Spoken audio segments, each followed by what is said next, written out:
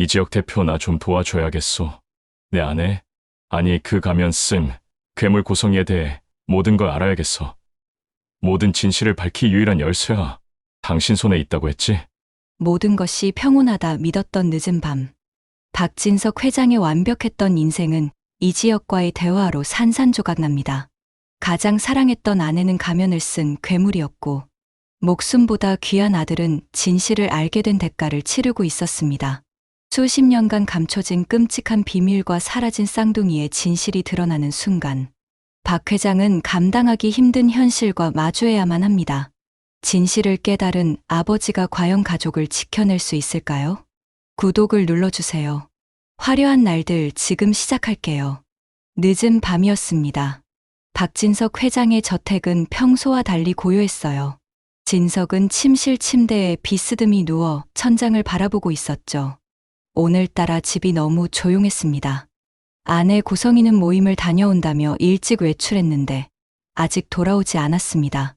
평소 같으면 벌써 귀가했을 시간인데 오늘따라 유난히 늦었죠. 진석은 휴대폰을 들어 시계를 확인했습니다. 밤 11시 20분. 성희에게서는 아무런 연락도 없었어요. 오늘 왜 이렇게 늦는 거야? 진석은 혼잣말을 하며 한숨을 내쉬었습니다. 그리고 보니 아들 성재도 며칠 얼굴을 보지 못했죠. 수빈에게 헤어짐을 못 박은 이후 아들이 저에게 불만이 쌓인 걸 알았지만 같은 집에 사는데도 마주칠 일이 없다는 게 이상했습니다. 딸 영라도 작업실에 있다며 방에 인기척이 없었어요. 다들 무슨 일들이야? 요즘 왜 이렇게 집을 안 들어오지? 그때 침대 옆 테이블 위에 놓인 휴대폰이 요란하게 울렸습니다. 누구야, 이 밤에? 진석은 눈을 비비며 휴대폰을 집어들었습니다. 화면에는 김비서라는 이름이 떠 있었어요. 이 시간에 비서가 전화를 한다는 건 보통 일이 아니었습니다. 진석은 긴장한 표정으로 통화 버튼을 눌렀습니다. 김비서, 무슨 일이야? 회장님, 큰일 났습니다. 김비서의 목소리에는 다급함이 가득했습니다. 진석은 화들짝 놀라며 침대에서 벌떡 일어났어요. 무슨 일인데 그래? 박성재 부사장님께서 지금 청아병원에 가셨습니다. 뭐, 성재가. 무슨 일이야? 얼마나 다쳤어? 진석의 목소리가 떨렸습니다. 아들에게 무슨 일이 생긴 건가 싶어 가슴이 철렁 내려앉았어요. 그게 아니라 수빈 씨가 다치신 모양입니다. 수빈이가 누구야? 진석은 잠시 생각했습니다. 성재 녀석 전 여자친구 말하는 거야? 네, 맞습니다. 진석은 김이 빠지며 한숨을 내쉬었습니다. 밤 11시가 넘은 시간에 전 여자친구가 다쳤다는 보고를 받아야 하다니 이게 무슨 일인가 싶었어요. 이봐, 김비서. 지금 시간을 봐. 내가 그런 아들놈 여자친구 다친 것까지 보고를 받아야 돼. 진석의 목소리에는 짜증이 섞여 있었습니다. 밤늦은 시간에 깬 것도 억울한데 별로 중요하지도 않은 일로 연락을 받았다는 생각이 들었습니다. 회장님, 저 그게 수빈 씨께서 박성재 부사장님을 구하시다가 다치셨다고 합니다. 김비서의 말에 진석의 표정이 굳어졌습니다. 성재를 구했다고요? 그 말은 성재가 위험에 처했다는 뜻이었어요. 뭐라고? 그게 사실이야? 네, 회장님. 아드님은 다치신 건 아닌데 정신적인 충격이 있는 것 같습니다. 자세한 건 저도 지금 확인 중입니다. 다만 부사장님께서 혼자 병원에 계셔서 제가 먼저 보고 드렸습니다. 진석은 더 이상 듣지 않았습니다. 이미 침대에서 내려와 옷장 쪽으로 걸어가고 있었습니다. 알았어. 청아병원이라고 했지. 지금 갈 테니까 자세한 상황 알아보고 있어. 네, 회장님. 조심히 오십시오. 전화를 끊은 진석은 서둘러 옷을 갈아입었습니다. 평소 같으면 운전기사를 부를 텐데 이 시간에 깨우기가 미안했어요. 직접 운전해서 가는 게 빠를 것 같았습니다. 진석은 재킷을 걸치며 다시 휴대폰을 집어들었어요. 성희에게 연락을 해야 했습니다. 전화기가 꺼져 있다고? 진석은 황당한 표정으로 휴대폰을 내려다봤습니다. 성희의 전화는 꺼져 있었어요. 이런 일은 처음이었습니다. 성희는 항상 전화를 받을 수 있는 상태로 두는 사람이었거든요. 뭐야? 이 여자, 생전 안 하던 짓을 다 하고 진석은 투덜거리며 차 키를 집어 들었습니다. 뭔가 이상했어요. 성의의 늦은 귀가, 꺼진 전화기, 며칠째 안 보이는 성재, 그리고 오늘 밤 사고. 모든 게 평소와 달랐습니다. 진석은 불안한 마음을 떨쳐내며 현관문을 나섰어요. 밤 공기는 차가웠습니다. 진석은 차에 시동을 걸며 다시 한번 김 비서에게 전화를 걸었어요. 김 비서, 나 지금 출발한다. 혹시 성재한테 연락돼? 제가 계속 연락드리고 있는데 받지 않으십니다. 아마 수빈 씨 곁을 떠나지 못하시는 것 같습니다. 알았어. 내가 도착하면 다시 연락할게. 진석은 엑셀을 밟았습니다. 진석의 머릿속에는 온통 복잡한 생각들만 맴돌았어요. 수빈이가 성재를 구하다 다쳤다니. 무슨 일이 일어나고 있는 거야? 진석은 핸들을 꽉 쥐었습니다. 문득 얼마 전 자기 회사로 찾아와 따지던 그 남자의 얼굴이 떠올랐어요. 이상철. 수빈이의 아버지였죠. 그는 딸을 끔찍이 아끼는 사람이었습니다. 진석은 그때 상철의 눈빛을 똑똑히 기억하고 있었어요. 별일이 아니어야 할 텐데. 진석은 혼잣말을 하며 차를 몰았습니다. 신호등이 빨간불로 바뀌었지만 주변에 차가 없자 그대로 지나쳤어요. 병원까지는 20분 정도 걸릴 것 같았습니다. 진석은 조바심이 났어요. 성재가 어떤 상태인지, 수빈이는 괜찮은지, 도대체 무슨 일이 있었던 건지 빨리 확인하고 싶었거든요. 엊그제 내 회사에 따지러 온 그 아이 아빠 보니 여간 딸아이를 아끼는 게 아닌 것 같던데. 어쩐다. 진석은 깊은 한숨을 내쉬었습니다. 만약 수빈이가 심하게 다쳤다면 이상철이 가만히 있지 않을 게 뻔했어요. 진석은 벌써부터 머리가 아팠습니다. 청아병원 응급실 아픈 밤임에도 불구하고 화냈습니다. 진석의 차가 병원 주차장에 미끄러지듯 들어섰을 때 그의 눈에 가장 먼저 들어온 건 막 택시에서 내리고 있는 두 사람이었어요. 중년의 부부였는데 여자는 남자의 팔을 꽉 붙잡고 있었고 남자는 정신이 나간 사람처럼 비틀거리며 걷고 있었습니다. 진석은 차에서 내리며 그들을 다시 봤습니다. 순간 가슴이 철렁 내려앉았어요. 이상철이었거든요. 얼마 전 자기 회사로 찾아와 성재와의 연애를 반대하며 소리를 질렀던 바로 그 남자였습니다. 옆에 있는 여자는 아마 수빈이의 어머니일 거예요. 젠장. 진석은 작게 욕을 내뱉었습니다. 아들 성재 때문에 남의 귀한 딸이 다쳤다는 생각에 그 부모를 볼 면목이 없었어요. 차에서 내린 진석은 천천히 그들을 향해 걸어갔습니다. 상철도 진석을 발견했는지 걸음을 멈추고 그를 노려봤어요. 두 사람 사이의 거리가 좁혀졌습니다. 상철의 눈에는 분노가 가득했어요. 그는 아내 다정의 손을 뿌리치고 진석을 향해 성큼성큼 걸어왔습니다. 진석은 본능적으로 한 발짝 물러섰지만 상철은 이미 그의 옷깃을 움켜쥐고 있었어요. 너네 집안 언제 한번 사고 칠 줄 알았다. 상철의 목소리는 분노로 떨리고 있었습니다. 그는 진석의 멱살을 잡은 채 얼굴을 바짝 들이댔어요. 진석은 저항하지 않았습니다. 아니, 저항할 수가 없었어요. 자기 아들 때문에 이런 일이 생긴 게 분명했으니까요. 네 자식은 어떻게 키웠는지 몰라도 수빈이는 곱게 키운 내 딸이야. 눈에 넣어도 안 아플 아이라고. 그 아이가 왜 이 밤중에 응급실에 실려와야 하는데? 상철의 눈에서 눈물이 흘러내렸습니다. 진석은 그 눈물을 보며 가슴 한편이 무너지는 걸 느꼈어요. 자식을 키워본 사람이라면 누구나 알 수 있는 아픔이었거든요. 죄송합니다. 진석이 낮은 목소리로 말했습니다. 상철은 진석의 멱살을 더욱 세게 움켜쥐었어요. 죄송하다고. 그게 다야? 제 아들 때문에 수빈양께서 다치신 것 같습니다. 정말 면목이 없습니다. 진석의 목소리에는 진심이 담겨 있었습니다. 상철은 그제야 진석의 옷깃에서 손을 떼었어요. 하지만 그의 눈빛은 여전히 차가웠습니다. 만약 들어가서 문제라도 있으면 그땐 가만 안 둬. 내가 어떻게든 책임을 물을 테니까 각오해. 우리 수빈이가 무슨 잘못이 있다고 이런 일을 당해야 하나요? 다정의 목소리도 떨리고 있었습니다. 그녀는 말없이 진석을 노려보다가 남편의 팔을 잡아 끌었어요. 상철은 마지막으로 진석을 한 번 더 쏘아보고는 아내와 함께 응급실 쪽으로 걸어갔습니다. 진석은 그 자리에 우두커니 서 있었습니다. 방금 전 상철의 눈빛이, 다정에 떨리는 목소리가 머릿속을 떠나지 않았어요. 그는 깊은 한숨을 내쉬며 주머니에서 담배를 꺼냈습니다. 하지만 여기는 병원이었죠. 진석은 담배를 다시 주머니에 넣고 응급실로 향했어요. 진석은 문 앞에 서서 깊게 숨을 들이쉬었습니다. 일단 상황 파악을 해야 했거든요. 일단 어서 들어가서 상황을 살펴보시죠. 진석이 차분한 목소리로 말했습니다. 상철과 다정이 먼저 문을 밀고 들어갔고 진석도 그 뒤를 따랐어요. 응급실 안은 하얀 커튼으로 구획이 나뉘어 있었습니다. 간호사가 커튼 하나를 젖히며 안으로 안내했어요. 그곳에는 수빈이 침대에 비스듬히 누워 있었습니다.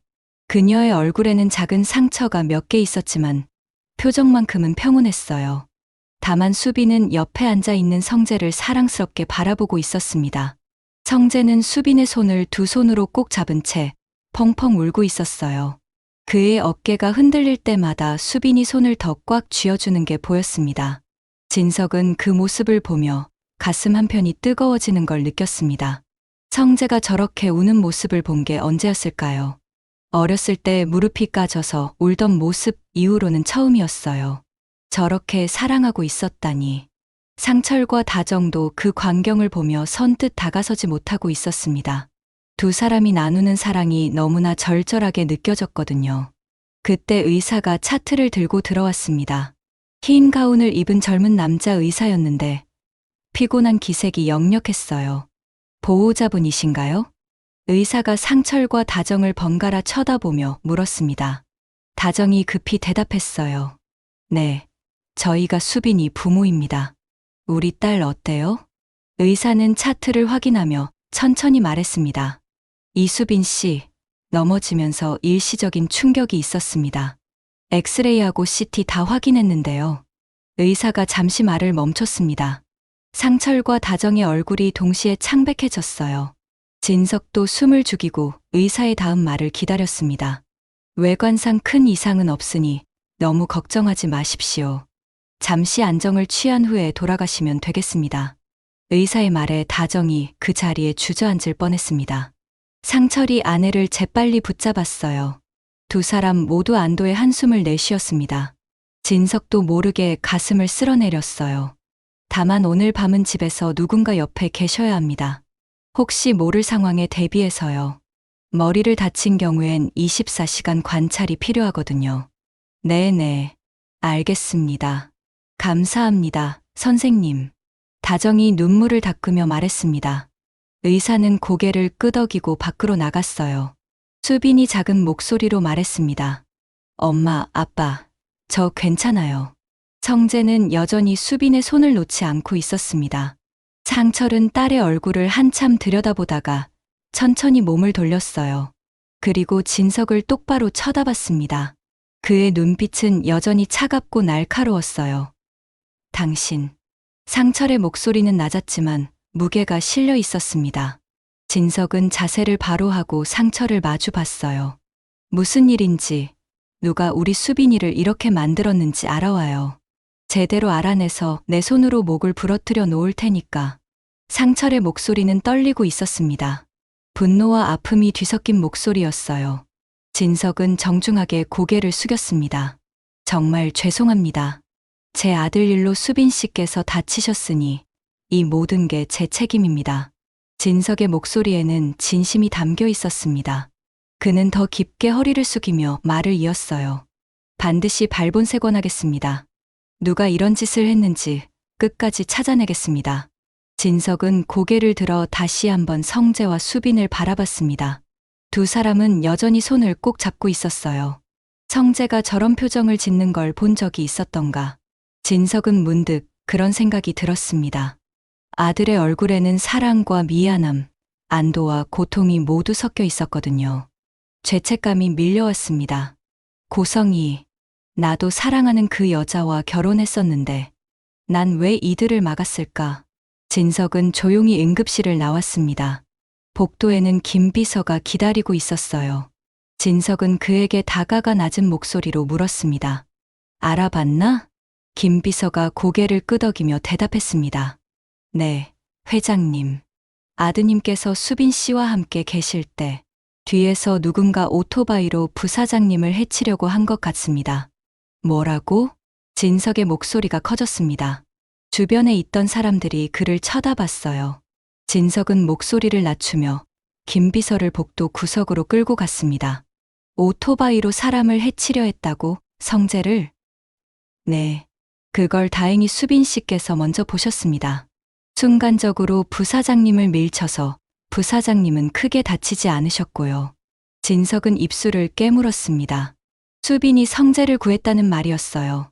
자기 아들이 다칠 뻔한 상황에서 남의 딸이 대신 다쳤다니. 진석은 다시 한번 가슴이 무거워지는 걸 느꼈습니다. 그래? 수빈 씨가 우리 성재를 구했단 말이야?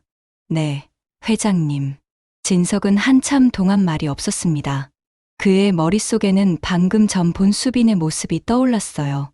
작은 상처투성이 얼굴로도 성재를 사랑스럽게 바라보던 그 눈빛. 진석은 수빈이라는 여자를 완전히 다시 보게 됐습니다. 그런데 회장님. 김 비서가 조심스럽게 말을 꺼냈습니다. 진석은 그를 쳐다봤어요. 뭐야? 조사하면서 알게 된 건데 얼마 전 이지환 군도 같은 일을 겪었었다고 합니다. 진석의 눈빛이 변했습니다. 이지환은 영라의 보디가드였어요. 영라 보디가드도? 네. 이지환 군도 오토바이에 의한 습격을 받았습니다. 시기나 수법이 비슷한 걸 보면 아마 동일범 소행인 것 같습니다. 진석의 머릿속이 복잡해졌습니다. 성재를 노린 습격, 영라의 보디가드를 노린 습격.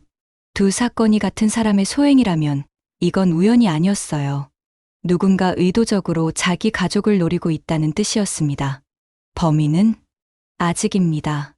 CCTV 영상을 분석 중인데 오토바이 번호판이 가려져 있어서 쉽지 않다고 합니다.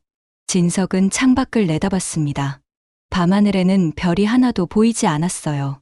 그는 주먹을 꽉 쥐었습니다. 무언가 심상치 않은 일이 주변에서 일어나고 있어. 진석의 목소리는 낮고 침착했지만 그 속에는 불안과 분노가 뒤섞여 있었습니다. 김 비서는 회장의 표정을 살피며 조심스럽게 물었어요. 어떻게 하시겠습니까? 일단 경찰과 협조해서 범인을 찾아. 사설 조사팀도 고용해. 돈은 얼마가 들든 상관없어. 알겠습니다, 회장님. 진석은 다시 응급실 문을 바라봤습니다. 안에서는 여전히 아무 소리도 들리지 않았어요. 그는 깊은 한숨을 내쉬었습니다. 무언가 크게 잘못 돌아가고 있었어요. 진석은 그걸 본능적으로 느낄 수 있었습니다. 그가 김 비서와 복도에서 이야기를 나누고 있을 때였습니다. 병원 출입구 쪽에서 갑자기 요란스러운 소리가 들려왔어요. 사람들이 웅성거리는 소리와 함께 누군가 큰 소리로 고함을 지르는 게 들렸습니다. 누가 내 동생 다치게 했어. 어떤 자식이야? 진석은 그쪽을 돌아봤습니다. 젊은 남자가 씩씩거리며 로비로 들어오고 있었죠. 말끔한 수트였지만 넥타이는 풀어헤쳐져 있었고 겉옷은 손에 들려 있었습니다. 급하게 뛰어온 게 분명했어요. 남자의 얼굴에는 분노와 걱정이 뒤섞여 있었습니다. 이것도 고성이 짓이냐? 젊은 남자는 주위를 둘러보며 소리쳤습니다. 진석은 그 이름을 듣는 순간 온몸이 굳었어요. 고성이, 자기 아내의 이름이었습니다. 도대체 이 남자는 누구이고 왜 성희의 이름을 부르는 걸까요? 남자는 응급실 쪽으로 성큼성큼 걸어왔습니다. 큰 소리가 들리자 응급실 문이 열리며 성재가 나왔어요. 성재는 남자를 보자마자 얼굴이 굳었습니다. 성재, 네가 말해봐라. 고성이, 또 그 여자 짓이지. 그 여자 내가 가만 안 둔다. 남자가 성재에게 다가서며 소리쳤습니다. 성재는 남자의 어깨를 붙잡으며 낮은 목소리로 말했어요. 지혁아, 지금은 수빈이 안정이 우선이야. 이따 나가서 이야기하자. 성재의 목소리는 떨리고 있었습니다. 그는 남자를 진정시키려 애쓰고 있었지만 남자는 쉽게 가라앉지 않았어요. 그때 성재의 시선이 복도에 서 있는 진석과 마주쳤습니다. 성재는 아버지를 보는 순간 표정이 싸늘하게 변했습니다. 그는 아는 척도 하지 않고 천천히 고개를 돌려 진석을 외면해 버렸어요. 그의 모습에는 원망과 실망이 가득했습니다. 진석은 아들의 그런 눈빛을 보며 가슴 한편이 무너지는 걸 느꼈어요. 이 남자가 이지혁이군. AP를 기라성 같은 김동수 선배님께 인수받은 이지혁. 진석은 천천히 그들에게 다가갔습니다. 가까이서 보니 남자는 더 젊고 단단해 보였어요. AP 이지혁 대표시군요. 진석이 차분한 목소리로 말했습니다. 얼마 전 AP 그룹 인수건으로 뉴스에 나왔던 젊은 사업가이기도 했죠. 지혁은 진석을 쏘아보며 대답했어요. 그렇습니다. 그런데 왜 남의 와이프 이름을 함부로 부르는 거요? 진석의 목소리에는 불편함이 섞여 있었습니다. 아무리 급한 상황이라지만 자기 아내의 이름을 함부로 부르는 건 예의가 아니었거든요. 지혁은 비웃듯 웃으며 말했습니다. 그게 궁금하시면 회장님 아들에게 직접 물어보시죠. 지혁의 말에 진석은 고개를 돌려 성재를 바라봤습니다. 성재는 여전히 고개를 돌린 채 아버지를 보지 않고 있었어요. 진석은 답답한 마음에 성재에게 다가갔습니다. 성재야, 무슨 일이니? 이 사람이 왜 내 어머니 이름을? 진석이 말을 채 끝내기도 전에 성재가 돌아섰습니다. 그의 눈에는 눈물이 가득 고여 있었어요. 성재는 떨리는 목소리로 말을 시작했습니다. 아버지. 성재의 목소리는 작았지만 무게가 실려 있었습니다. 진석은 아들의 표정을 보며 불길한 예감이 들었어요. 다 어머니 짓입니다. 뭐? 진석이 되물었습니다. 성재는 눈물을 닦으며 말을 이었어요. 처음부터 끝까지 다요. 모든 게 고성이가 꾸민 일입니다. 진석의 얼굴이 창백해졌습니다. 성재는 계속해서 말했어요. 아버지께서 아는 어머니는 진짜 어머니가 아니에요. 진석은 한 걸음 뒤로 물러섰습니다. 무슨 말인지 이해할 수가 없었어요. 진짜 어머니가 아니라니 그게 무슨 뜻일까요? 성재야, 지금 무슨 소리를 하는 거니? 진석의 목소리가 떨렸습니다. 성재는 주먹을 꽉 쥐며 말했어요. 고성이는 아버지를 속였습니다. 처음 만날 때부터 지금까지 쭉요. 아버지가 아는 모든 게 거짓이에요. 성재의 목소리는 점점 커졌습니다. 주변에 있던 사람들이 하나둘 그들을 쳐다보기 시작했어요. 간호사 한 명이 조용히 하라는 듯 손가락을 입에 갖다 댔지만 성재는 신경 쓰지 않았습니다. 오늘 사고도 제가 고성이 정체를 알게 돼서 수빈이가 다치게 된 겁니다. 성재의 눈에서 눈물이 주르르 흘러내렸습니다. 그는 주먹으로 눈물을 닦으며 계속 말했어요. 아무 잘못도 없는 수빈이가요. 저 때문에 제가 그 여자의 정체를 알게 됐다는 이유만으로 수빈이가 이렇게 됐어요. 성재는 더 이상 참지 못하고 흐느끼기 시작했습니다.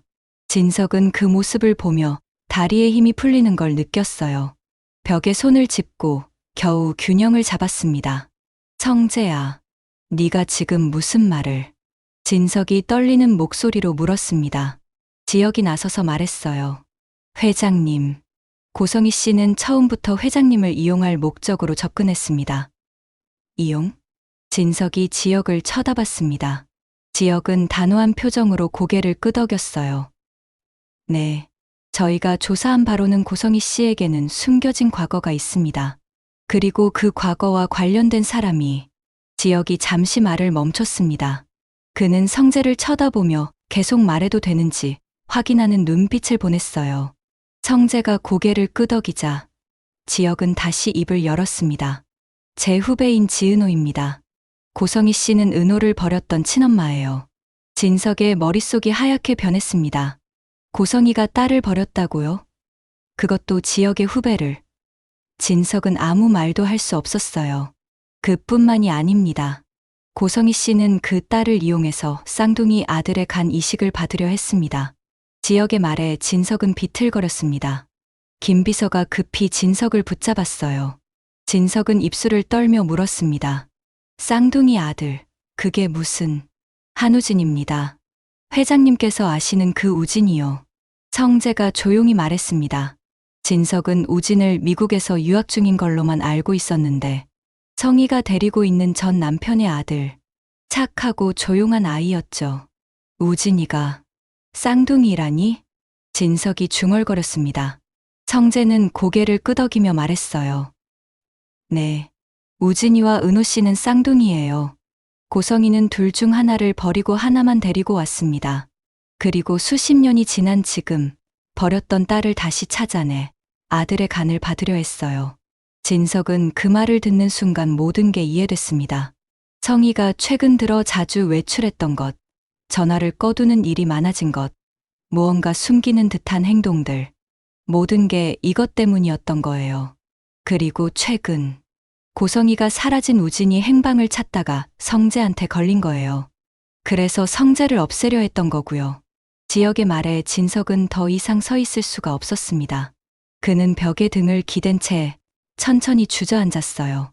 김 비서가 다급히 진석을 붙잡았지만 진석은 힘없이 고개를 저었습니다. 내가 그런 여자와 함께 살았다고? 진석의 목소리는 떨리고 있었습니다. 성재는 아버지에게 다가가 무릎을 꿇었어요. 아버지, 죄송합니다. 제가 진작 말씀드렸어야 했는데. 성재도 울고 있었습니다. 진석은 아들의 어깨를 붙잡으며 말했어요. 아니다, 성재야. 내 잘못이 아니야. 이건 다 내 잘못이다. 진석의 눈에서도 눈물이 흘러내렸습니다. 그는 평생을 함께 산 아내가 이런 사람이었다는 사실을 도저히 받아들일 수 없었어요. 진석은 한참을 벽에 기댄 채 앉아 있었습니다. 머릿속이 너무 복잡해서 아무 생각도 할 수 없었어요. 성재는 아버지 옆에 조용히 앉아 있었고, 지역은 조금 떨어진 곳에서 그들을 지켜보고 있었습니다. 시간이 얼마나 흘렀을까요? 진석은 천천히 몸을 일으켰습니다. 김 비서가 재빨리 다가와 그를 부축했어요. 진석은 김 비서의 손을 뿌리치고 혼자 힘으로 섰습니다. 그의 눈빛은 달라져 있었어요. 수빈 씨 어디 계시지? 지금 만나볼 수 있을까? 진석이 성재에게 물었습니다. 성재는 응급실 문을 가리켰어요. 네, 안에 있어요. 진석은 고개를 끄덕이고 응급실 문을 열었습니다. 안에는 수빈이 침대에 앉아 있었고 상철과 다정이 딸 곁을 지키고 있었어요. 진석이 들어오자 상철이 자리에서 일어났습니다. 또 무슨 일이요? 상철의 목소리에는 경계심이 섞여 있었습니다. 진석은 천천히 수빈에게 다가갔어요. 수빈은 진석을 올려다보며 조용히 앉아 있었습니다. 진석은 수빈 앞에 섰습니다. 그리고 예상치 못한 행동을 했어요. 그는 천천히 무릎을 꿇었습니다. 상철과 다정이 깜짝 놀라 서로를 쳐다봤어요. 회장님, 이게 무슨... 상철이 당황한 목소리로 말했습니다. 진석은 고개를 숙인 채 말을 시작했어요. 수빈 씨. 진석의 목소리는 떨리고 있었습니다. 수빈은 놀란 표정으로 진석을 바라봤어요. 아들이 진심으로 사랑하는 사람으로서, 그리고 지난번에 수빈 씨에게 함부로 대했던 일 사과하겠소. 진석은 고개를 들어 수빈의 눈을 똑바로 쳐다봤습니다. 그의 눈에는 진심이 담겨 있었어요. 미안하오. 내가 무지했소. 성재를 믿지 못하고 수빈 씨의 진심을 알아보지 못했소. 수빈의 눈에 눈물이 고였습니다. 진석은 계속해서 말했어요. 모든 것을 제자리로 되돌려 놓겠소. 우리 성재가 수빈 씨를 얼마나 사랑하는지 이제야 알게 됐소. 나도 그랬던 시절이 있었지. 하지만 난 그 결혼을 실패하고 말았어요. 진석의 목소리가 잠시 멈췄습니다. 그는 깊게 숨을 들이쉬고 다시 말을 이었어요. 만약 제자리로 돌아오면 그때 두 사람 앞길은 내가 응원해 주겠소. 약속하겠소. 수빈은 더 이상 참지 못하고 눈물을 흘렸습니다. 다정도 손수건으로 눈물을 닦고 있었어요. 상철은 진석을 내려다보며 복잡한 표정을 지었습니다. 진석은 천천히 일어났습니다. 그는 상철과 다정에게도 깊게 고개를 숙였어요. 정말 죄송합니다. 모든 걸 바로잡겠습니다. 진석은 더 이상 말하지 않고 응급실을 나왔습니다. 그의 얼굴에는 굳은 표정이 자리 잡고 있었어요. 복도에는 여전히 지역이 서 있었습니다. 진석은 지역에게 다가갔습니다. 두 사람의 눈이 마주쳤어요. 진석은 먼저 입을 열었습니다. 이지역 대표. 네, 회장님. 고성이에 대해 잘 아는 것 같으니 같이 좀 갑시다. 진석의 목소리는 단호했습니다. 지혁은 고개를 끄덕였어요. 고성이에 대해 모든 걸 알아야겠소. 더 이상 속고 살 수는 없으니까. 진석의 눈빛은 결연했습니다. 지혁은 잠시 생각하더니 말했어요. 그거라면 잘 아는 사람이 있어요. 누군가? 진석이 물었습니다. 지혁은 천천히 대답했어요. 가시죠. 지은호한테. 이 모든 일의 시발점인 은호 후배요. 진석은 고개를 끄덕였습니다. 두 사람은 나란히 병원 출구를 향해 걸어갔어요. 밤 공기가 차갑게 느껴졌습니다. 진석은 하늘을 올려다봤어요. 구름 사이로 달이 희미하게 보였습니다. 이 대표, 내가 나의 가족과 당신의 가족에게 얼마나 큰 실수를 했는지 이제야 알게 됐소. 진석이 조용히 말했습니다. 지혁은 그를 쳐다보며 대답했어요. 아직 늦지 않았습니다. 회장님, 지금부터라도 바로잡으시면 됩니다. 진석은 씁쓸하게 웃었습니다. 그는 주머니에서 담배를 꺼내려다 다시 집어넣었어요. 은호 씨를 만나면 뭐라고 사과해야 할지 모르겠소. 내 아내가, 아니, 그 여자가 저지른 일들을. 진석의 목소리에는 자책감이 가득했습니다. 지혁은 진석의 어깨를 가볍게 두드렸어요. 은호는 강한 사람입니다. 회장님의 진심을 알아볼 겁니다. 두 사람은 병원 주차장으로 걸어갔습니다. 진석의 차와 지혁의 차가 나란히 서 있었어요. 진석은 차 키를 꺼내며 지혁에게 물었습니다. 지금 가도 되겠소? 네. 제가 먼저 연락해 보겠습니다. 지혁이 휴대폰을 꺼내 전화를 걸었습니다. 잠시 후 통화가 연결됐어요. 은호야, 나야. 지금 시간 괜찮아. 중요한 사람이 너를 만나고 싶어 하는데. 지혁의 목소리는 부드러웠습니다. 진석은 그 모습을 보며 지혁이 은호를 얼마나 아끼는지 알 수 있었어요.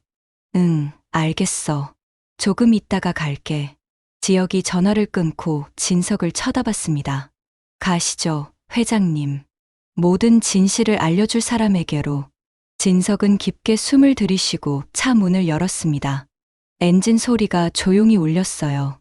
두 대의 차가 병원을 빠져나가 어둠 속으로 사라졌습니다. 새벽 하늘은 여전히 어두웠지만 동쪽 하늘 끝자락에는 희미하게 빛이 번지기 시작하고 있었어요.